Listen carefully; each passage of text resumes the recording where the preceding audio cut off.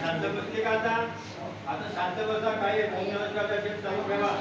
काही आपसात बोलायचं नाही. कुठंच आपसात बोलायचं नाही. आता ओम नमः शिवायचा जप चालू ठेवा. बाबू